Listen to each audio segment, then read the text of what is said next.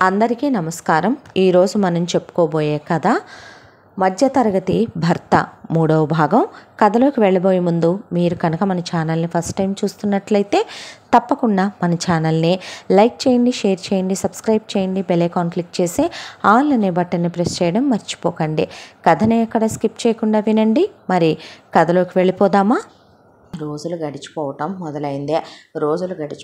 మొదలైన తర్వాత పూర్ణి ప్రతి నెల శాలరీ తీసుకొచ్చి విశ్వ చేతిలో ఒక్క రూపాయి కూడా వాడుకోకుండా పెట్టేదే. ఆ డబ్బుల్ని విశ్వ ఒక్క రూపాయి కూడా ఆగం చేయకుండా వాటిని అలా తీసుకెళ్ళి బ్యాంక్ అకౌంట్లో వేసేవాడు. తన జీతంతోనే ఇల్లు జరిపించేవాడు. పూర్ణిది సంవత్సరానికి ఒకసారి 2000 ఇంక్రిమెంట్ పెరిగేది. నాకన్నా దీందే పెరుగుతుంది నాన్న అని పద్మారావుతో నవ్వుతూ చెప్పేవాడు విశ్వ. ఇక ఇలా హ్యాపీగా రోజులు గడిచిపోతూ ఉండగా ఈలోపు చెల్లెళ్ళిద్దరే కూడా డిగ్రీలు కంప్లీట్ చేయించాడు విశ్వ. కంప్లీట్ చేయించిన తర్వాత పీజీలు రాయించాడు. పీజీలు రాయిస్తే పెద్దమ్మాయిది రెండో అమ్మాయిది కూడా పీజీలు అయిపోగానే ఇద్దరు ఉద్యోగాలకు వెళ్ళండమ్మా అని చెప్పాడు. చెప్తే ఇద్దరు ఉద్యోగాలకు వెళ్ళటం మొదలుపెట్టారు. కరెక్ట్గా 1 సంవత్సరం ఉద్యోగానికి ఇద్దరు వెళ్ళటం మొదలు పెడితే ఎలా లేదన్నా సరే పెద్దమ్మాయికి చిన్నమ్మాయికి ఒక్కొక్కళ్ళకి నెలకి 35,000 వచ్చాయి. అందులో పాపం 2,000 వాళ్ళ ఖర్చులకి తీసేసి ఒక 33,000 విశ్వ చేతిలో పెట్టేవాళ్ళు. ₹1 విశ్వ ముట్టుకోకుండా రేపు వాళ్ళ పెళ్లి ఖర్చులకే ఉంటాయి కదా అని 2 సంవత్సరాలు ఇద్దరితో ఉద్యోగం చేయించాక చిన్నమ్మాయికి ఎటు అత్త కొడుకు రవిగాడు ఉన్నాడు కదా, టెన్షన్ పడక్కర్లేదు, కమలల్లో పెద్దమ్మాయికే సంబంధం చూడాలి అనే దాంతో విశ్వ ఎప్పటి నుంచో ఇక సంబంధం గురించి కంగారు లేకుండా తన ఆఫీసులోనే ఒక అబ్బాయి జాయిన్ అయ్యాడు. ఆ అబ్బాయి జాయిన్ అయ్యి కూడా ఎప్పుడో చైత్ర అలా డిగ్రీ ఫైనల్ ఇయర్లో ఉన్నప్పుడు జాయిన్ అయ్యాడు. ఆ అబ్బాయి పేరు వాసు. చాలా మంచి పిల్లాడు. వాళ్ళకి గొడవ ఆస్తిపాస్తులు బాగానే ఉన్నాయి. కాకపోతే వాళ్ళ నాన్న ఉద్యోగం పురుష లక్షణం అని ఆయన వ్యవసాయదారి కుటుంబం. పిల్లాడిని ఇంజనీరింగు ఎంటెక్ వరకు చదివించారు. మంచి జీతంతోనే పనిచేస్తాడు విశ్వ వాళ్ళ ఆఫీసులో. దానికి తోడు చాలా మంచోడు. చెడ్డ అలవాట్లు లేవు. క్లబ్బులకి పబ్బులకి తిరగటాలు, గాలి అలవాట్లు, వ్యసనాలు లేకపోవటం విశ్వ గమనించాడు. దాంతో ఇక పెళ్లి చేసుకోవా, ఎవరినైనా ప్రేమిస్తున్నావా వాసు అంటే అలాంటిది ఏమీ లేదు విశ్వ అని చెప్తే సరేలేమ్మనమని ఒకసారి మీ అమ్మా నాన్నల్ని తీసుకొని మరి మా చెల్లిని పెళ్లి చేసుకుంటావా, ఇదిగో ఫోటో, మా ఇంటికి వచ్చి చూసుకోండి, మీకు ఇష్టమైతే గనక పీజీ చేసింది 2 ఏళ్ల నుంచి జాబ్ చేస్తోంది మా చెల్లెలు అని వివరాలన్నీ చెప్పాడు. వాసుకి చాలా నచ్చింది చైత్ర. దాంతోపాటు విశ్వ వాళ్ళది వాసు వాళ్ళది ఒకటే క్యాస్ట్. అది ఇంకా బాగా నచ్చింది. ఇక వాసుకు అంతకుముందు ఒక డీప్ బ్రేకప్ ఉంది. ఆ విషయం విశ్వకి చెప్పాడు. ఆ విషయం చైత్రకి చెప్పినా ఏమీ అనదని కూడా చెప్పాడు. ఆ తర్వాత ముందు చైత్రని కలిసి నేను మాట్లాడాలని వాసు చైత్ర మాట్లాడుకున్నారు. విశ్వ ఏదున్నా నిర్మోహమాటంగా చెప్పమ్మా అంటే పర్వాలేదన్నయ్య, ఆయన చాలా మంచివాడు, ఆయన్ని ఒకటి కాదనుకుందే తప్ప ఆయన లాంటి వాడు నిజంగానే ఒక ఆడపిల్లకి దొరకటం డ్రీమ్ హస్బెండ్ లెక్కేనని చైత్ర చెప్పింది. ఆ తర్వాత వాసు వాళ్ళ అమ్మ నాన్నలకు కూడా వీళ్ళ కుటుంబం వీళ్ళ ఫ్యామిలీ చాలా నచ్చింది. ఆ తర్వాత ఇక పెళ్లి ముహూర్తాలు పెట్టించి వాళ్ళు కానీ కట్న కానుకలు అక్కర్లేదు అని చెప్పారు. వాళ్ళే చైత్రకి ఎదురు హారం, నెక్లెస్, 4 గాజులు, ఇక ఉంగరాలు, పోగులు అన్నీ పెట్టుకున్నారు. ఎంగేజ్మెంట్ వరకు సింపుల్గా ఒక 50,000లో ముగించి విశ్వ పెళ్ళి ఒక 2 లక్షల్లో చేసి పై ఖర్చులు మిగతా డబ్బులతో ముగిచ్చేశాడు చైత్రవే. ముగిచ్చేసిన తర్వాత ఆ అమ్మాయి జీతం పెట్టే ఆ అమ్మాయికి చేసిన తర్వాత ఇక ఆ డబ్బుల్లోనే కాసిన డబ్బులు పెట్టి వాసుకి ఒక చైను, అలాగే బ్రేస్లెట్, ఉంగరము పెట్టాడు. పెట్టిన తర్వాత వాసు చైత్ర కాపురం పెట్టుకున్నారు. వాసు వాళ్ళ అమ్మ నాన్న ఒక 3 BHK అపార్ట్మెంట్ కొనిపెట్టి ఆ తర్వాత వాసు కారు కొనిపెట్టారు. అంతకుముందే బైక్ కూడా ఉంది.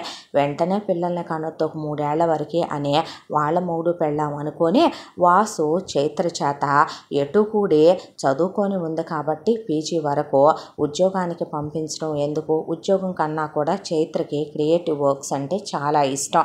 కాబట్టి ఎప్పటి నుంచో చైత్ర డ్రీము ఇక తను ఒక ఆర్ట్ గ్యాలరీ పెట్టుకోవాలనే. కాబట్టి చాలా బాగా పెయింటింగ్స్ వేస్తుంది. పాపం వాటికి మెరుగులు దిద్దే వాళ్ళే లేరు. దాంతో వాసు ముందు ఒక చోట జాయిన్ చేయించి ఇక అక్కడ పెయింటింగ్ కోర్స్ కంప్లీట్ అయిన తర్వాత చాలా బాగా వేసేంత హ్యాండ్ మూవింగ్ వచ్చిన తర్వాత కొన్ని వేయనిచ్చి ఎగ్జిబిషన్ కండక్ట్ చేసి ఆ తర్వాత చిన్న గ్యాలరీ లాగా పెట్టించాడు చైత్రతో. ఇలా వాళ్ళ లైఫ్ హ్యాపీ.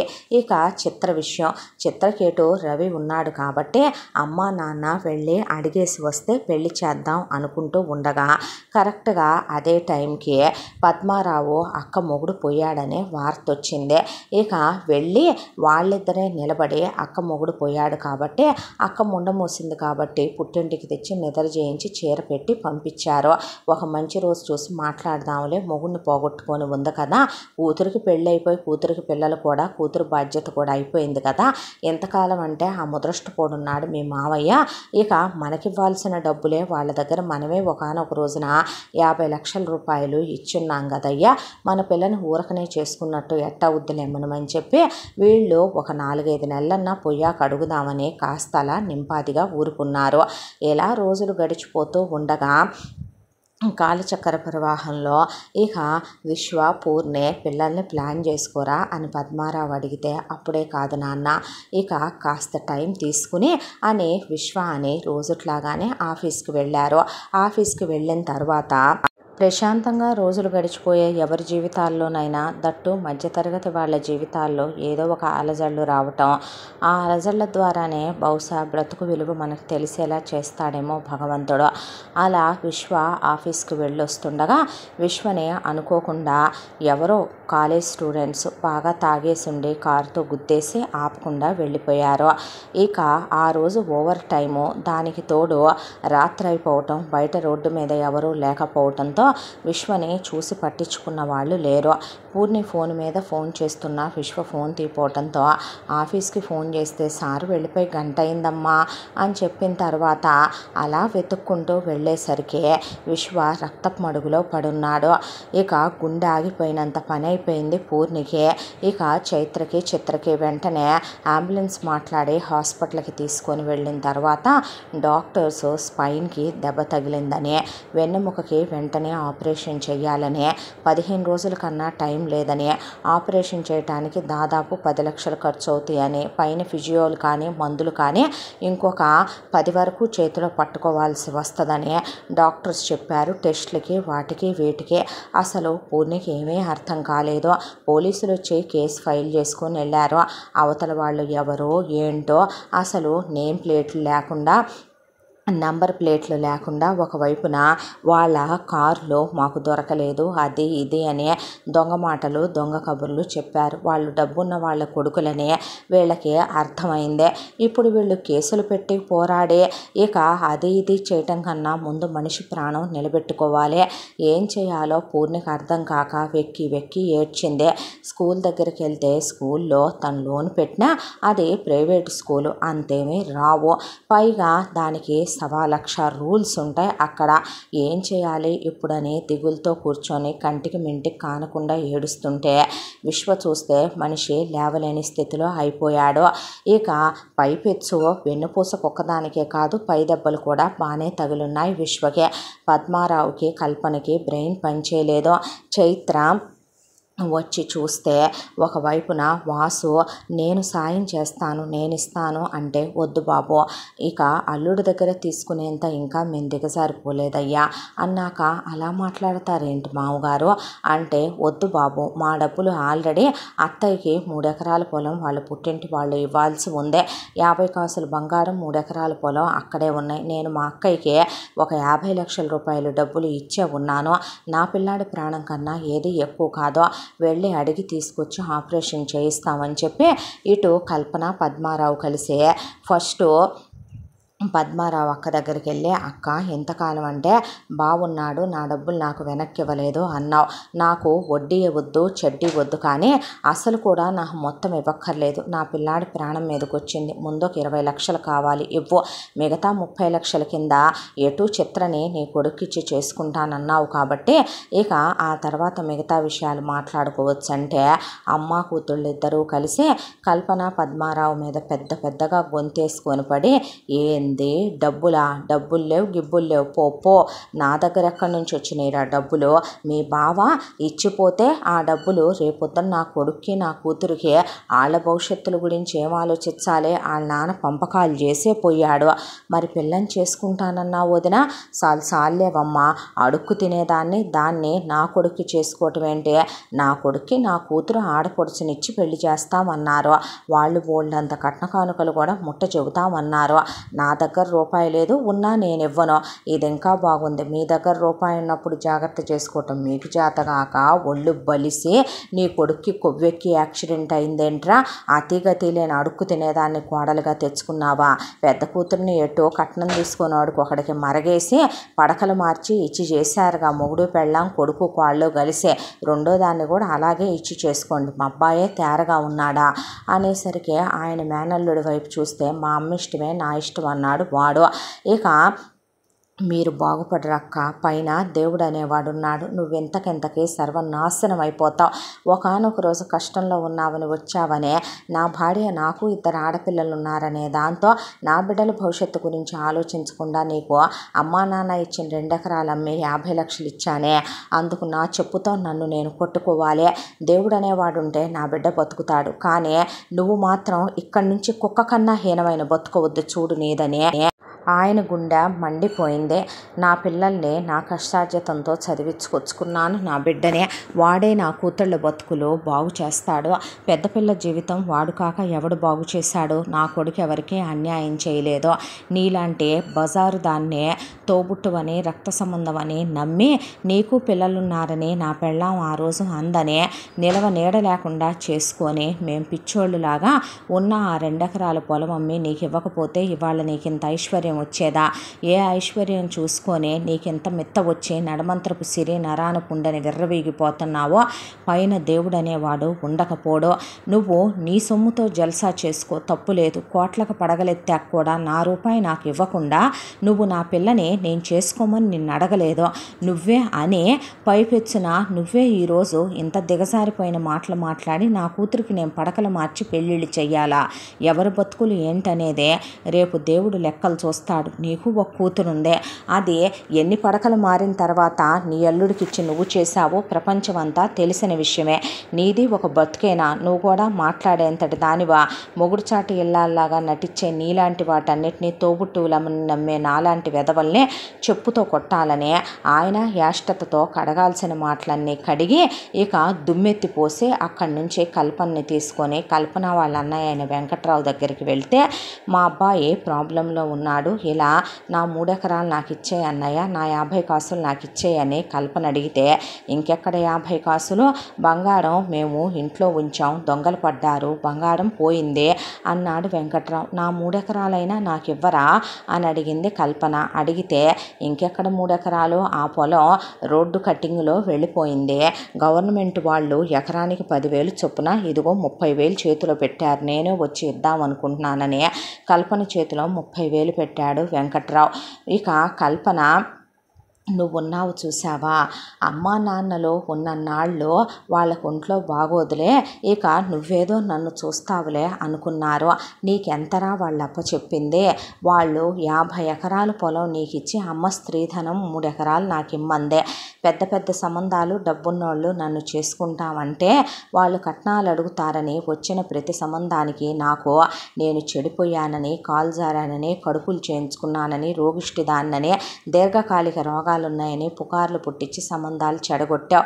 నీ పెళ్ళాం కట్నాలు కానుకలు పావలా తెచ్చింది లేదు, అయినా అమ్మా నాన్న నిన్ను వదిన కోడలుగా తెచ్చుకున్నారు, మీకు ఇళ్ళు వాకిళ్ళు స్థలాలు పొలాలు ఎక్కడ పెట్టరో నాకు పెడతారేమోనని అమ్మా నాన్న మంచాన పడితే చూడకుండా, వాళ్ళని హాస్పిటల్కి తీసుకెళ్లకుండా, వాళ్ళు అసలు ఎలా పోయారో ఇవాళకి మిస్టరీగా ఒకే రోజున ఇద్దరిని పైకి పంపావురా నువ్వు.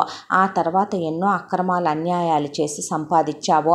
చివరికి నా పొలం నువ్వు కౌలుకిచ్చానన్నావు.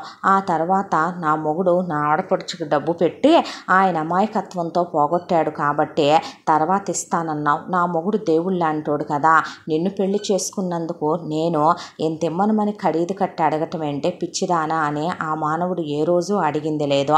దాన్ని అలుసుగా తీసుకున్నావు. నీకు ఒక కూతురుందే. దేవుడు అనేవాడు పైన ఉండనే ఉంటాడు, అందరినీ చూస్తాడు. ఒకళ్ళని నాశనం చేసిన ఎవడు బాగుపడ్డో. ఎంతకెంత నువ్వు అనుభవించకపోవో. ఇక్కడితో నీ రోజులు అయిపోలేదురా, ఇక్కడి నుంచే మొదలైనే. నా బిడ్డకి ఏమీ కానివ్వడు, దేవుడు అనేవాడు ఉంటాడు. నా కొడుకు ఎప్పుడైనా వాడు గుడిసెలో ఉన్న రాజే, వాడు కోటలో ఉన్న రాజే. రాజు ఎక్కడ ఉన్నా వాడి స్థాయి స్థితి ఏమీ తగ్గదు. కానీ కడుపు మంటతో కన్నీళ్లతో ఈ ఇంటి ఆడపడుచుగా ఈరోజు శపించే వెళుతున్నాను. మీరు సర్వనాశనం అయిపోయి ఊడ్చుకొని పోతారని కల్పన పద్మారావుని తీసుకొని అక్కడి నుంచి వచ్చింది. వచ్చేసరికి అందరూ హాస్పిటల్ దగ్గర కూర్చొని వీళ్ళు డబ్బులు తెస్తారని ఆశగా ఎదురు చూస్తే జరిగింది చెప్పి ఆవుడుమని ఏడ్చారు భార్యాభర్త. నేను వెళ్ళి కడతాను, మీరు ఇంకేం మాట్లాడొద్దు అన్నాడు వాసు. అనేసరికి ఈలోపు పూర్ణి వాళ్ళ నాన్న సుదర్శనం, వద్దులే బాబు, ఎంతైనా సరే నలుగురు చూడటానికి చెప్పుకోవటానికి కూడా బాగోదులేయ్యా, మీరు కూడా నా పెదనాన్న అంటే, లేదులే నాన్న నువ్వేం అనుకోకు, చిన్న పిల్లాడివే, ఇప్పుడు నీ దగ్గర ఉన్న డబ్బుల్లోంచి నువ్వు కట్టినా మీ నాన్నగారు రూపాయి విషయంలో గట్టి మనిషి, ఆయన అందుకే ఆస్తి కూడా ఇప్పుడు దాకా నీ పేరు మీద పెట్టలేదు. అమ్మ ఏదో పుట్టింటికి దోచిపెట్టిందనే మాట ఎందుకులే గానయ్యా అని నేను తీసుకొచ్చాను బావగారు, మీరు టెన్షన్ పడబాకండి అని ఆయన ముందు 10 లక్షలు అక్కడ కట్టి మిగతా 10 లక్షలు పద్మారావు చేతిలో పెడితే, ఎక్కడే నాన్న ఈ డబ్బులు అని అడిగింది పూర్ణే. ఇల్లు తాకట్టు పెట్టాడమ్మా నాన్న అంది గౌరే. నాన్న నేను ఏ ఇల్లు అయితే ఇంక నువ్వేం మాట్లాడకమ్మా, నేను విడిపించుకోగలను, ఇంకా నా ఒంట్లో సత్త ఉంది, ఓపిక ఉంది, ముందు అబ్బాయి బాగుండాలి, నా అల్లుడు నువ్వు సంతోషంగా ఉండాలి అన్న తర్వాత హాస్పిటల్కి శుభ వచ్చి, ఇల్లు అమ్మేశావా ఏంటి నాన్న, మరి నా వాటా నాకేది అనేపాటికి ఆ పక్కనే నర్సు సెలైన్ రాడ్ ఎత్తుకెళ్తుంటే అది తీసుకొని నుంచునేపాటికి పారిపోయింది అక్కడి నుంచి శుభ. ముదృష్టపోడా అడుక్కు తినేవాడా, రేపొద్దున ఏదో ఒక రోజు నా ఇంటి ముందుకు రా, నీకు రూపాయి కూడా ముష్టేయను అనేపాటికి దరిద్రపాన అన్న తర్వాత విశ్వకి ఆపరేషన్ అయింది. ఆ తర్వాత మందులు ఫిజియోలకే ఆ మిగతా 10 లక్షల రూపాయలు ఇల్లు జరగటానికే సరిపోయినాయి. విశ్వ కోలుకోవటానికి 6 నెలల టైం పట్టింది. ఆ తర్వాత విశ్వ లేచాడు, నార్మల్ అయ్యాడు. అయిన తర్వాత ఆఫీస్ వాళ్ళు తిరిగి ఉద్యోగంలో జాయిన్ అవ్వమన్నారు. కానీ విశ్వ గుండెల్లో అగ్నిపర్వతాలే బద్దలైపోతూ చిత్రని దగ్గరికి పిలిచి, బాధపడుతున్నావారా అని అడిగితే, ఎందుకన్నా, వాడి మొహమైనా నేను ఎప్పుడైనా చూశానా, అసలు వాడిని నేనేమైనా ప్రేమించానా అన్నా, వాడికి నాకేమైనా కాన్వర్జేషన్లు ఉన్నాయా, వాడేమైనా నా ఇన్స్టాగ్రామ్ బాయ్ ఫ్రెండా లేకపోతే నా ఫేస్బుక్ బాయ్ ఫ్రెండా, అయినా అమ్మ నాన్న వదిన నిద్రపోయిన తర్వాత మేము పడుకున్నాక మా ఫోన్లకి నీ ఫింగర్ ప్రింట్ యాడ్ చేసే ఉంటుందిగా, అక్కది కానీ నాది కానీ నువ్వు చూస్తావుగా అన్నా, ఏ రోజైనా తప్పు చేసినట్టు నీకు కనపడ్డామా, నీ చెల్లెళ్ళం అన్నా మేము, కల్లో కూడా అలా అనుకోకు అనేసింది చిత్ర. అన్న తర్వాత చెల్లెలు తల మీద చెయ్యేసి దగ్గరికి తీసుకొని, ఉద్యోగానికి వెళ్తానన్నయ్య, ఎందుకు బాధపడతావు, రాసున్నప్పుడే అవుద్ది, ఏ నీకు వదిన దొరకలే, అక్కకి బావ దొరకలే, దేనికి కంగారు అని చిత్ర అలా వెళుతుంటే ఒకవైపున ఒక రోజున విశ్వ కూడా జాబుకి వెళ్ళొస్తున్నాడు. ఇక పూర్ణి ఉద్యోగానికి వెళుతోంది. మళ్ళీ కాస్త ఒక నెల 2 నెలల్లో కుటుంబం అలా స్థిమిత పడితే ఒకరోజు అనుకోకుండా ఒక సంబంధం వచ్చింది.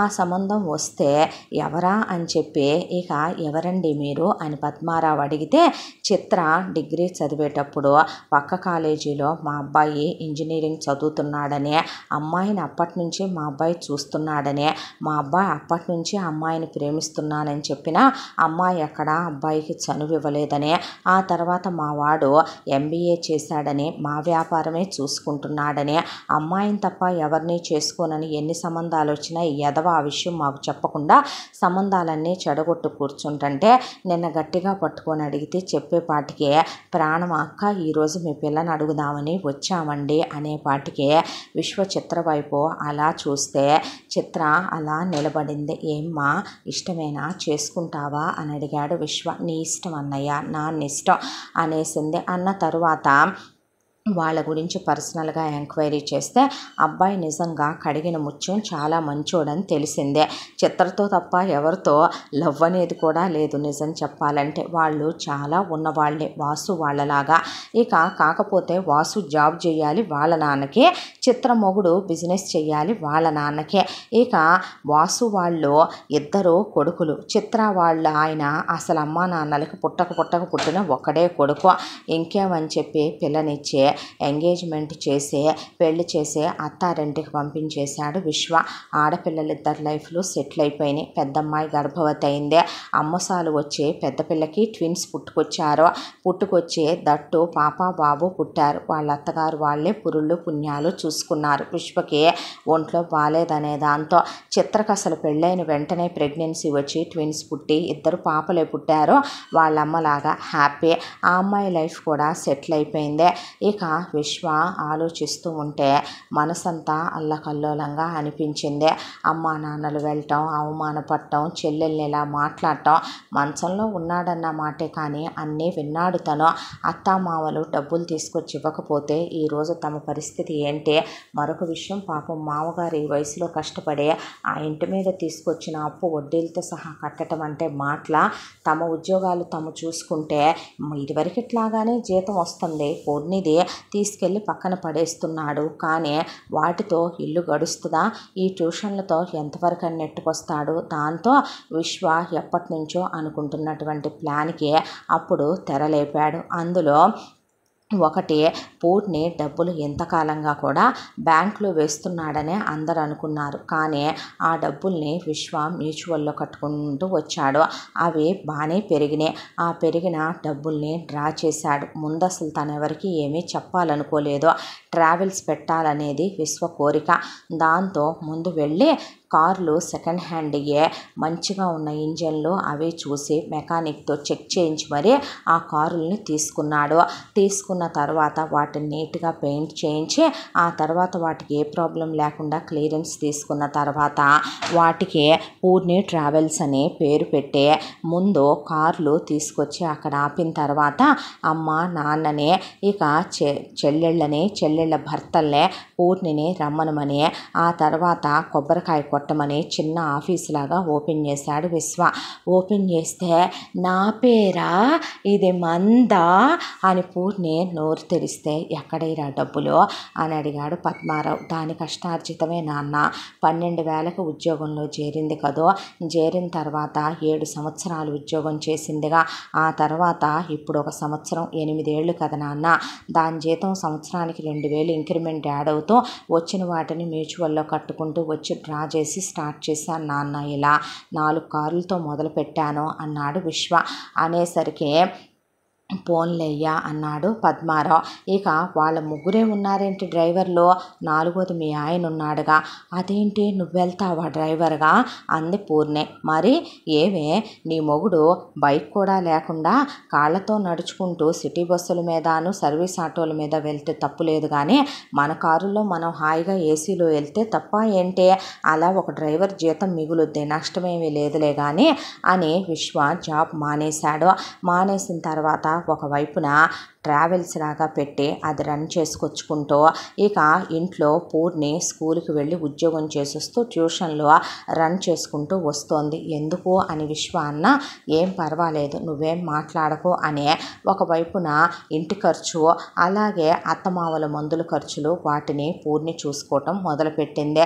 ఇక్కడి నుంచి 5 సంవత్సరాల కాలం పిల్లల గురించి అసలు వాళ్ళిద్దరూ మర్చిపోయారు. నిజం చెప్పాలంటే విశ్వ ముందు చేసిన పని, ముందు ముందు మామగారి డబ్బులు మొత్తం కట్టేసి మామగారి ఇల్లు విడిపించి ఆయన చేతిలో పెట్టాడు. అది కాదు బాబు, మీరేం మాట్లాడొద్దు మావయ్య, మీకు చేతులెత్తి దండం పెట్టాలి, మీరే లేకపోతే ఈ రోజున ఈ విశ్వ ప్రాణాలతో ఉండేవాడు కాదు. అది కాదు బాబు అంటే ఇంకేం మాట్లాడొద్దు అంటున్నానా అని చెప్పి ఆయనకి ఇల్లు విడిపించి ఇచ్చిన తర్వాత ఇప్పుడు ట్రావెల్స్ కూడా 4 కారులతో మొదలైంది, ఇప్పుడు 20 కార్లకి ఎదిగినాయి. ఆ తర్వాత ఇక చిన్న చిన్నవి వ్యానులు లాంటివి కూడా కొని క్యారావ్యానులు లాంటివి, వ్యానులు లాంటివి, పెళ్లి బస్సులు లాంటివి కూడా తిప్పటం మొదలుపెట్టాడు విశ్వ. ఆ తర్వాత ఇంకాస్త డెవలప్ అయ్యారు. డెవలప్ అయ్యాక విశ్వ చేసిన మొదటి పని ముందు పూర్ణి అలసిపోయింది అనిపించింది. దాంతో పూర్ణిని ఉద్యోగం మానిపించేసి ఇంకా ట్యూషన్లు కూడా తీసేయించాడు. ఆ తర్వాత సిటీ అవుట్కట్స్ అయినప్పటికీ చక్కగా ఒక స్థలం తీసుకొని రూపాయి జాగ్రత్త చేస్తూ అందంగా ఒక ఇల్లు చాలా విశాలంగా 2 అంతస్తుల్లో నీట్గా చిన్న పూల్ పెట్టించుకొని వాళ్ళ డ్రీమ్ హౌస్ లాగా కింద పైన కలిపి చక్కగా ఒక జిమ్ రూము, ఒక థియేటర్ రూము, దాంతోపాటు గెస్ట్ బెడ్రూములు 2, చెల్లెళ్ళు వస్తే ఉండటానికి 2, కిడ్స్ బెడ్రూములు 2, అమ్మా నాన్నలకు ఒక బెడ్రూము, దాంతోపాటు చక్కగా ఒక పెద్ద పూజ గది, ఓపెన్ కిచెను, ఇవన్నీ స్లీక్ కిచెన్ లాంటివి పెట్టించి ఇల్లు చాలా నీట్గా కట్టించిన తర్వాత తండ్రిని తీసుకెళ్ళి ఆ ఇల్లు చూపించే పేరు పెడదాం అనుకుంటున్నా నాన్న, నీది అమ్మదే, వద్దయ్యా నువ్వు ఇవాళ ఏది సాధించావన్నా పూర్ణమ్మ ఫలితమే, ఆ పిల్ల నిజంగానే పౌర్ణమి చంద్రుల్లాగానే వచ్చింది నీ జీవితంలోకి, పూర్ణి పేరే పెట్టు అన్నాడు పద్మారావు. అన్న తర్వాత పూర్ణి నిలయం అనే ఇంటికి పేరు పెట్టి ఇక గృహప్రవేశం చేసుకొని ఇళ్లల్లోకి వెళ్ళారు. వెళ్ళిన తర్వాత పూర్ణి ఆ ఇల్లు చూసుకొని 2 కళ్ళు సరిపోలేదు. ఇంటి పని వంట పని పూర్ణి చేయలేదని ఇక వంట పని వరకు పూర్ణి చేసేలాగా ఇంట్లో ఎప్పుడూ ఉండేలాగా ఒక పనమ్మాయినే, దానికి తోడు ఇంట్లో అన్ని రకాల ఎలక్ట్రానిక్ గాడ్జెట్స్, దాంతోపాటు ఇక పని వాళ్ళని వచ్చి పని చేసుకొని వెళ్ళేలాగా ఒక 3 పెట్టాడు విశ్వ. ఇక ఇంటి ముందు ఎప్పుడు పూర్ణికి డ్రైవింగ్ నేర్పించి ఒక కారు, దాంతోపాటు పూర్ణికి ఒక స్కూటీ కూడా కొనిపెట్టాడు. ఆ తర్వాత తల్లి తండ్రిని తీసుకెళ్ళి హాస్పిటల్లో చూపించి అడ్వాన్స్డ్ టెక్నాలజీ ట్రీట్మెంట్లు ఇప్పించి వాళ్ళకి ఖరీదైన మందులు ఇప్పించి తను కూడా ఇక స్పైన్కి సంబంధించిన ఎక్సర్సైజులు అవన్నీ ఫిజియోథెరపీ వాళ్ళనే ఇంటికి వచ్చేలాగా మాట్లాడుకొని యోగాలు అవి చేస్తూ చాలా హెల్తీగా ఉన్నారు ఇప్పుడు ఫ్యామిలీ మొత్తం కూడా. ఆ తరువాత ఇక బంగారం చేయించాడు తల్లికి భార్యకి. కల్పన మెళ్ళలో తాళి గొలుసు తప్ప పెళ్ళైన తర్వాత ఏమీ లేదు. అలాంటిది 2 పేటల గొలుసు, 2 చేతులకి కలిపి డజన్ బంగారపు గాజులు, 4 ఉంగరాలు, దాంతోపాటు పొడవాటి నల్లబూసల గొలుసు ఒకటి, నెక్లెస్ ఆవిడికి చేయించాడు, పెద్ద దుద్దులు. తండ్రికి చేతికి ఒక కడియం, మెళ్ళో గొలుసు, వేళ్లకు ఉంగరాలు, బ్రాండెడ్ వాచ్, పూర్ణికి అన్ని నగలు వడ్డాణంతో సహా చేయించి తను చేయించుకున్నాడు.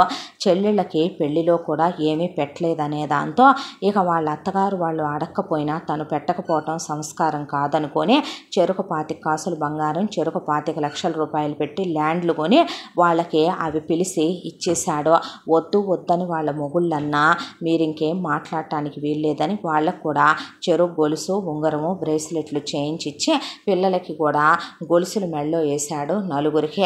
ఇలా హ్యాపీగా లైఫ్ సజావుగా సాగిపోతూ ప్రశాంతపడ్డారు. ఇక పిల్లల్ని ప్లాన్ చేసుకుందాం అనుకుంటున్నారు. పిల్లల్ని ప్లాన్ చేసుకుంటే లైఫ్ కూడా సెటిల్ అయిపోద్ది, పిల్లలు కూడా వచ్చేస్తే అనుకుంటూ ఉండగా విశ్వ అంచెలంచెలుగా ఎదిగి ఇవాళ ట్రావెల్స్ నెంబర్ 1 ప్లేస్లో ఉంది. తీరా చూస్తే అందులో ఇప్పుడు 20 బస్సులు తిరుగుతున్నాయి, దాంతోపాటు 50 కార్లు తిరుగుతున్నాయి. ఇక ఆటోలు కూడా మొదలుపెట్టాడు విశ్వ. ట్రాన్స్పోర్ట్ అంటే లారీలు కూడా స్టార్ట్ చేశాడు. ఇది ఉంది ఇది లేదు అనేది లేదు. ఇవాళ బ్రహ్మాండంగా అన్నీ ఉన్నాయి వాళ్ళకి. బ్యాంక్ బ్యాలెన్స్ల దగ్గర నుంచి అన్నీ రూపాయి వస్తే పొదుపు చేయటం కూడా మొదలుపెట్టాడు. పిల్లల కోసం ఎదురు చూస్తున్నారు, పూర్ణి ప్రెగ్నెంట్ అవుద్దని. ఇక వాడై కూడా ఆపేసిన తర్వాత దేవుడిస్తాడులే, ఇప్పుడు కాకపోతే ఇంకొక 6 నెలలకు, సంవత్సరానికో, 2 ఏళ్లకో అనుకుంటున్నారు. ఈలోపు విశ్వ డబ్బులు పోగు చేసే స్థలం కొనటం, మామగారి సలహాతో అందులో ఒక 20 షాపులు కట్టించి అద్దెకివ్వటం, ఇంకో చోట స్థలం కొనటం, ఓ 10 పోర్షన్లు ఇల్లు కట్టించి అద్దెకివ్వటం, ఒక చోట స్థలం కొనటం, 4-5 పోర్షన్లు ఇల్లు కట్టించి తండ్రి సలహాతో అద్దెలకి ఇవ్వటం, ఇల్లు కట్టించి అమ్మటం, ఒకవైపున రియల్ ఎస్టేట్ లాగా కూడా చేస్తూ బాగా ఆర్జించి గణించి ఇవాళ రూపాయల పరంగా కూడా బాగా పుంజుకున్నాడు విశ్వ. ఒకప్పుడు ఏ విశ్వ అయితే గనక రూపాయి లేదనుకున్నారో ఇవాళ అదే మధ్యతరగతి మగాడైన విశ్వ ఇవాళ కోటీశ్వరుడు. కానీ అనవసరంగా రూపాయి కూడా ఖర్చు పెట్టడు. ఈ రోజుకి కూడా ప్రతిదీ లెక్కే. ఏ వస్తువుని ఇంట్లో వృధా చేస్తే ఊరుకోడో. ఇంట్లో ఖర్చులు లిమిటేషన్లో ఉండాలి. పూర్ణి ఎప్పుడూ వృధా ఖర్చులు పెట్టదో. తల్లి తండ్రి పెట్టరు, తను పెట్టడో. ఏదో 4 రూపాయలు వచ్చాయి కదా అని చెప్పి ఇష్టం వచ్చినట్టు విచ్చలవిడి చేయటాలనేవి విశ్వకి నచ్చదు. అసలు వాళ్ళకి అలవాటు కూడా లేదు. కాకపోతే ఇంత దాంట్లో తీరని కళ ఒకటైపోయింది విశ్వకే. బైక్ కొందాం అనుకోవటం, ఈలోపు ఇల్లు. బైక్ కొందాం అనుకోవటం, ఈలోపు భార్యకి నగలు. బైక్ కొందాం అనుకోవటం తల్లి తండ్రి నగలు. బైక్ కొందాం అనుకోవటం చెల్లెళ్ళకి. బైక్ కొందాం అనుకోవటం ఈలోపు స్థలం బాగుంది అల్లుడు అని మామగారు చెప్పటం. ఇక ఇలా ఆ బైక్ మాత్రం అలా వెనక్కి వెళ్ళిపోవటం మొదలైందే. ఇప్పుడు అమ్మా నాన్నలకి ఒక కార్డు ఇచ్చి ఏదన్నా అవసరమైతే అందులో ఒక 5 లక్షలు క్యాష్ వేసి ఎమర్జెన్సీ అయితే వాడుకోవటానికి తండ్రి చేతిలో పెట్టి పూర్ణికి కూడా ఒక 5 లక్షల రూపాయలు క్యాష్ వేసి ఒక కార్డు చేతిలో పెట్టాడు విశ్వ. ఇలా హ్యాపీగా రోజులు గడిచిపోతూ ఉండగా ఒక రోజున పెందలాడే కల్పన పద్మారావు ఇక ఒంట్లో బాగోని మనుషులు కాబట్టి భోంచేసి ట్యాబ్లెట్లు వేసుకొని పడుకుంటే రాత్రి 10 గంటల టైం అయింది. విశ్వ పూర్ణి భోంచేస్తుంటే ఒక ఫోన్ వచ్చింది విశ్వకే. అవతల వైపున మనం ఎంత జాగ్రత్తగా చూసుకున్నా సరే డ్రైవరు డ్రంక్ అండ్ డ్రైవ్ కేసులో దొరికాడని, తాగుండి డ్రైవ్ చేస్తున్నాడని, లోపల ప్యాసింజర్లు ఉన్నారని, చాలా ఫాస్ట్గా వెళుతున్నాడని, ఏదైనా ప్రమాదం జరిగితే ఎవరు పూచీకత్తని, నాదే ఉంది నేను జస్ట్ డ్రైవర్ గారిని, ఓనరు వేరే ఉన్నాడు అని డ్రైవర్ చెప్పాడని పోలీసులు ఫోన్ చేసి విశ్వతో మాట్లాడితే, సార్ నేను ఇప్పుడే వస్తున్నాను, వచ్చి నేనే అక్కడికి వచ్చి మాట్లాడతాను అని తినేవాడు చేయి కడుక్కొని బయలుదేరితే ఇక్కడికి అంది పూర్ణి. వచ్చేస్తానుగా నేనని పూర్ణి స్కూటీ తాళాలు తీసుకొని అంతున్న విశ్వ కారులో కూడా తిరగడు పాపం. వీలైనంత వరకు అయితే స్కూటీ, లేదు తను బాడు కారుల మీద వెళితే గనక ఆ కారు. అలా స్కూటీ మీద విశ్వ వెళ్ళిపోగానే పూర్ణి ఏంటమ్మా దిగులు పడుతున్నావని పద్మారావు అత్తగారు లేచొస్తే పోలీసులు అన్నాడు, మావయ్య కంగారుగా ఉంది, ఇవన్నీ మామూలేలేమ్మా వచ్చేస్తాడు, నువ్వు టెన్షన్ పడకు అన్నాక ఇక కాసేపటి తర్వాత విశ్వకి ఫోన్ చేస్తూ ఉంటే విశ్వ ఫోను స్విచ్ ఆఫ్ వచ్చిందని పూర్ణి ఏడుపు లంకించుకుందే. టెన్షన్ పడకమ్మా అని పద్మారావు ఆయన డైరీలో మిగతా డ్రైవర్ల నెంబర్లు కూడా ఉంటాయి. డ్రైవర్లకు ఫోన్ చేస్తే, సార్ మేము ఇక్కడే ఉన్నాము సార్, పోలీసులతో మాట్లాడారు, కాస్త అమౌంట్ తీసుకొని పోలీసులు వెళ్ళిపోయారు సార్ ఛార్జింగ్ పెట్టుకోలేదు, ఫోన్ అందుకే స్విచ్ ఆఫ్ అయింది, టెన్షన్ పడకండి, వర్రీ ఏమీ లేదని చెప్పాక విశ్వకు ఫోన్ ఇచ్చాడు డ్రైవర్. ఏరా బుద్ధుందా నీకు, ఇంట్లో వాళ్ళు కంగారు పడతారు తెలీదా, ఫోన్ స్విచ్ ఆఫ్ అయిపోయింది నాన్న, వచ్చేస్తున్నాను, 1 గంటలో ఇంట్లో ఉంటానని చెప్పాడు విశ్వ. పూర్ణి ఎంత టెన్షన్ పడ్డానో తెలుసా, ఎందుకురా మనం తప్పు చేశామా, తప్పు చేయనప్పుడు ఎవరికి భయపడక్కర్లేదు, నేను మధ్యతరగతి భర్తనే, నేను నిజాయితీ పరుణ్ణి, నీ మొగుడి మీద ఆ మాత్రం నమ్మకం ఉంచు, చాలే ఊరుకో అని పూర్ణి టెన్షన్ పడిపోయింది. టెన్షన్ పడిపోయిన తర్వాత అన్నం కూడా తినకుండా వెళ్ళావు, వచ్చాక తింటాను బంగారం అని చెప్పాడు విశ్వ. కంగారు పడకమ్మా అంటే ఇందాక చేయి కడిగేశాడు మామయ్య, వేడివేడిగా ఏదైనా ఆయనకి ఇష్టమైంది వండుతానని వంటగదిలోకి వెళ్ళిపోయింది పూర్ణి.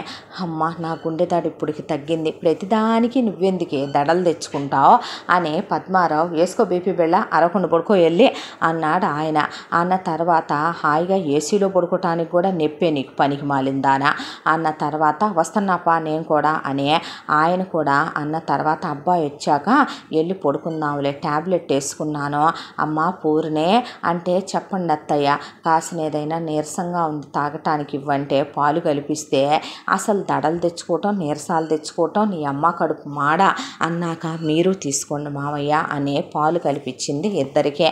నాకెందుకమ్మా నేను భోంచేశాక తీసుకోండి మావయ్య, ఇంకా మీరు పాలు తాగలా అన్నాక తాగలేదమ్మా ఈ హడావిడిలో మర్చిపోయి ఉంటాలే ముసలోడిని అయిపోతున్నాగా అన్నాడు ఆయన. అన్న తర్వాత ఇక ఒక గంట సేపటి తర్వాత టంగన బెల్లు మోగితే పూర్ణి పరిగెత్తుకుంటూ వెళ్ళి తలుపు తీసింది. తీస్తే విశ్వ పక్కన ఎవరో ఒక అమ్మాయే.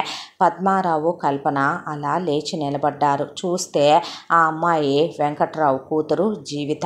ఇక కల్పన, పద్మారావు అలా చూస్తూ విశ్వ లోపలికి పద అన్నాడు. బ్యాగ్ తీసుకొని లోపలికి వచ్చింది. లోపలికి వచ్చిన తర్వాత పూర్ణి ఎవరు తను అని అడిగింది విశ్వని. మామయ్య వాళ్ళ అమ్మాయి అన్నాక ఆహా రండి లోపలికే అన్న తర్వాత అది గెస్ట్ బెడ్రూమ్, వెళ్ళి ఫ్రెష్ అయ్యి నీ బట్టలు ఉన్నాయిగా వెళ్ళి మార్చుకో అన్న తర్వాత విశ్వ బెడ్రూమ్లోకి వెళ్ళి ఫ్రెష్ అయ్యి వచ్చాడు. ఫ్రెష్ అయ్యి వచ్చిన తర్వాత అది కాదరా అది తర్వాత మాట్లాడదాం నాన్న అనేసరికి అలాగే కూర్చున్నాడు. చేతికర్ర తీసుకొని ఆయన. ఆవిడ కూడా అలాగే కూర్చుంది. కూర్చున్న తర్వాత పూర్ణి అంటే చెప్పు విశ్వ, తనకు భోజనం వడ్డించు, జీవిత భోంచేయి అన్నాడు విశ్వ. అన్నాక పర్లేదు బావా తినో అన్నాడు. అన్న తర్వాత పూర్ణి తినండి అని భోజనం పెట్టింది. తిన్నాక వెళ్ళా గెస్ట్ బెడ్రూమ్లో పడుకో, డోర్స్ క్లోజ్ చేసుకో, లోపలేసి ఉంది వెళ్ళేసుకో అన్నాడు. అన్న తర్వాత ఏమిట్రా ఇదంతా, దీన్ని ఎందుకు తీసుకొచ్చావు మన ఇంటికి అన్న తర్వాత పూర్ణి వింటూ కూర్చుంది. కూర్చున్న తర్వాత ఏమీ లేదు నాన్న, మన కారులో ఎక్కింది ఎవరు అనుకుంటున్నావు, ఇదే. దీంతో పాటు దీని ప్రియుడు, తాళి కట్టని మొగుడు కలిసి ఎక్కి వాళ్ళు ఊడొదిలి పారిపోబోతున్నారు. ఇది ఇంట్లో నుంచి బంగారం డబ్బులు బాగానే లేపేసుకొని వచ్చినట్టుంది. మామయ్య గాడికి బాగా బ్యాండ్ బాజా బారాత్తు చేసి పెళ్ళి కుదిర్చాడంట. పెద్ద కోటీశ్వర్లకి ఇచ్చి ఫారిన్ సంబంధం చేద్దామని. ఇది ఆల్రెడీ వేరే వాడితో లవ్లో ఉందంట. దాంతో ఇక వాడితో పాటు కలిసి లేచిపోవటానికి కానీ ఇదే ఊరు వదిలి వచ్చింది. వస్తే ఆ తర్వాత వాడు మన కార్ ట్రావెల్స్లో నుంచి కార్ బుక్ చేశాడు. మన డ్రైవర్ గారు కాస్త పోలీసుల దగ్గర ఇరికిచ్చేపాటికి వాడు అసలు మొహానికి మాస్క్ పెట్టుకొని తీయటలేదు. అసలు ఇష్యూ మన డ్రైవర్ది కూడా కాదు నాన్న, వాడు మహా అయితే 2-3 పెగ్గులే తాగిందే. అవతల వాడు ఎంతసేపు వాదన వాదిస్తూ నాకు ఒంట్లో బాగా ఇన్ఫెక్షన్లు ఉన్నాయి అంటంటే ఇది అడ్డం పడిపోయి పోలీసులతో పోట్లాడుతుంటే నేను వెళ్ళిన తర్వాత ఇక పోలీసులు ఇంకో 2 జీపుల్లో వచ్చి అవతల వాడిని గట్టిగా పట్టుకొని ఎంక్వైరీ చేసి చెక్ చేస్తే వాడు డ్రగ్స్ సప్లయర్ అంట. దాంతో దీన్ని కూడా తీసుకెళ్ళి చితకబాత్తామంటే దీనికి ఏం సంబంధం లేదు, దీని బతుకు అంత లేదని ఇక అక్కడ బ్యారుమని ఏడుస్తూ నుంచుంది. ఇదే నుంచునేసరికి పోలీసులు దీన్ని తిట్టకుండా తిట్టి మీ అమ్మా నాన్నలు పరువు తీయటానికే పుట్టావా ఏంటమ్మా, ఇలా తయారయ్యాడేంటి ఆడవాళ్ళు అన్న తర్వాత ఇది మా మామయ్య కూతురేలేండి, నేను తీసుకెళ్ళి అప్పు చెప్తానులేండి అన్నాక ఆ పోలీసు వాళ్ళల్లో చాలామంది మన ట్రావెల్స్లో వాళ్ళ అమ్మాయిలకి అబ్బాయిలకి ఏదో ఫంక్షన్లో కార్లు బుక్ చేసి ఉన్న వాళ్ళే నా మొహం చూసి దీన్ని నాతో పాటు పంపించారు. దాంతో తీసుకొచ్చాను. రేపు వాళ్ళ అమ్మ నాన్న కబురు పెట్టి పంపించేద్దాం, అర్ధరాత్రి కదా ఆడది ఎక్కడికి వెళ్ళొద్దులేమ్మనమని ఇంటికి వెళ్తానని చెప్పి నాతో చెప్పింది నాన్న. నేను తిరిగి వస్తూ ఉండగా లారీకి ఎదురుగా నుంచుంది, వెళ్ళి సర్దామని. దాంతో పక్కకు లాగి దవడలు పగలగొట్టి మన ఇంటికని తీసుకొచ్చాను. ఇక ఈ రాత్రికి ఉన్న తర్వాత రేపు దాని బాబుకు ఫోన్ చేసి పంపించేసేయమ్మా అని చెప్పాడు విశ్వ. సరేలే నాన్న, అడ్డమైన దరిద్రాల్ని తల మీద పెట్టుకొని పూసుకోమాకండ్రా, పచ్చగా ఉన్న సంసారాల్లోకి ఎయ్యొచ్చినా సరే ఎందుకో ఒళ్ళంతా కంపరంగా గొంగళి పురుగులు పాకినట్టుంటుంది నాకు అనేసి కల్పన, పద్మారావు జాగ్రత్త అయ్యా, ఎవరితో ఎంతవరకు ఉండాలో అంతవరకే ఉండమ్మా అని పూర్ణికి కూడా చెప్పి ఒకప్పుడు ఇలా జరిగిందమ్మా, మమ్మల్ని ఇలా అన్నారు, ఇలా చేశారని మొత్తం కల్పన, పద్మారావు పూర్ణికి మరోసారి గుర్తు చేసి మరి వాళ్ళు బెడ్రూమ్లోకి వెళ్ళిపోయారు. ఆ తర్వాత విశ్వ పూర్ణిని గట్టిగా పట్టుకొని కౌగిలించుకొని పెదవుల మీద ముద్దు పెట్టి ఒళ్ళో కూర్చోబెట్టుకొని ఆ తర్వాత ఇక డైనింగ్ టేబుల్ మీద ఫుడ్ వెండి కంచంలో పెట్టి తన పెళ్ళానికి తినిపిస్తూ తను తింటూ పెళ్ళాం నడుం మీద ముద్దు పెట్టుకొని ముద్దకి ఒక ముద్దని అలా సరసాలాడటం, పెళ్ళాన్ని దగ్గరికి తీసుకోవటం, పెళ్ళాం మెళ్ళో ఉన్న లాకెట్ ఇక తన నోట్లోకి వంగినప్పుడు వెళ్ళటం, ఆ తర్వాత వాళ్ళు సరసాలు ఆడుకోవటం, పెళ్ళాం మెళ్ళో పూలు పెట్టడం, ఆ తర్వాత పెళ్ళాన్ని ఎత్తుకొని బెడ్రూమ్లోకి తీసుకెళ్ళటం, వాళ్ళు క్లోజ్ అవ్వటం, ఇంటిమేట్ అవ్వటం మొత్తం వచ్చిందన్న మాటే కానీ చిత్ర ఆ గదిలో లేకుండా మొత్తం గమనిస్తూనే ఉంది వీళ్ళనే. ఆ తర్వాత ఇక తెల్లాడి కూడా విశ్వపూర్ణితో క్లోజ్గా ఉంటాం. ఆ తర్వాత ముద్దు పెట్టుకొని మొగుడిని ఆఫీస్కి పంపించడం, ట్రావెల్స్ ఆఫీస్కి. ఇంటికి పూర్ణి పేరు, ట్రావెల్స్ ఆఫీసు వస్తూ చూస్తూనే వచ్చింది. దానికి పూర్ణి పేరు. అసలు మేనత్త అలాగే అత్త మొగుడు కోడల్ని నెత్తి మీద పెట్టుకోవటం, మధ్యలో చైత్ర చిత్ర మొగుళ్ళని పిల్లల్ని తీసుకొని వచ్చారు. వచ్చి కూడా అస్సలు జీవితని వాళ్ళు పలకరించలేదు, కనీసం బాగున్నావా అని కూడా అనలేదు. వాళ్ళ అమ్మ నాన్నలతో అన్న వదినలతో మాట్లాడుకొని వెళ్ళిపోవటం అన్నీ గమనిస్తూనే ఉంది జీవిత. ఆ తర్వాత కల్పన ఫోన్ చేసి వెంకట్రావుకి, నీ కూతురు ఇలా చేసిందంట, ఇక్కడ ఉందంట, మా అబ్బాయికి దొరికిందంట, వచ్చి నీ కూతుర్ని నువ్వు తీసుకెళ్ళు అనేసరికి వెంకట్రావు పెళ్ళాన్ని తీసుకొని బయలుదేరి అక్కడికి వచ్చాడు. అక్కడికి వచ్చిన వెంకట్రావు ఇక ఇది చెడిపోయింది, దీనివల్ల నా పరువు పోయింది, అమెరికా సంబంధం చూశాను, అబ్బాయి లక్షల్లో సంపాదిస్తున్నాడు, ఆ సంబంధం కాదనుకొని ఎవడో అనామకుణ్ణి ఊరు పేరు లేనోడిని ప్రేమించడం, వాడితో లేచిపోయి రావటం, ఆ నగల బ్యాగ్ ఎడితే అని నగలు డబ్బులు బ్యాగ్ తీసేసుకుంది వెంకట్రావు పెళ్ళాం. తీసుకున్న తర్వాత దీంతో మాకు సంబంధం లేదు, ఉంటే ఉంది పోతే పోయింది, దరిద్రపదే పేడా పోద్ది, పోవే ఇందులోంచి దూకి సావ్వే అని కూతుర్ని 4 దెబ్బలు కొట్టి వస్తూనే ఆ ట్రావెల్స్ ఈ ఇల్లు హంగామా చూస్తూనే వచ్చారు. వచ్చిన తర్వాత నీ ఇష్టం అల్లుడు, అల్లుడు కాదు మేనల్లుడు అన్నాడు విశ్వ. అంటే అదేంట్రా అలా మాట్లాడతావు? అవును మరి, నీలాంటి వాళ్ళకి మాలాంటి మధ్యతరగతి వాళ్ళు ఏం లెక్కలో ఉంటారు చెప్పు, నువ్వంటే ఎక్కడ ఆకాశంలో నడిచేవాడివే, మేం భూమి మీద ఉండే మనుషులం కదా బావా, ఏంటా మాటలు, ఎవరు నన్నే నేనే బావా అన్నాడు పద్మారావు. చూడు చెల్లి, నేనా నీ చెల్లెల్నా, వద్దొద్దు, నువ్వు అంతంత పెద్ద పవిత్రమైనటువంటి మాటలు మాట్లాడుకో, అంటే దీన్ని ఉంచుకుంటే ఉంచుకోండి, లేదంటే గెంటేయండి, దేని కిందైనా పడి సచ్చుద్దనే వెంకట్రావు పెళ్ళాన్ని తీసుకొని వెళ్ళిపోయాడు. ఇంతటితో మధ్యతరగతి భర్త 3వ భాగం పూర్తి. ముగింపు భాగంతో మళ్ళీ కలుసుకుందాం. తప్పకుండా మన ఛానల్ని లైక్ చేయండి, షేర్ చేయండి, సబ్స్క్రైబ్ చేయండి, బెల్ ఐకాన్ క్లిక్ చేసి ఆల్ అనే బటన్ని ప్రెస్ చేయడం మర్చిపోకండి. ఈ కథను మనకు అందించిన కథా రచయిత్రి జి. యామిని శ్రీనివాస్ గారు. Thank you.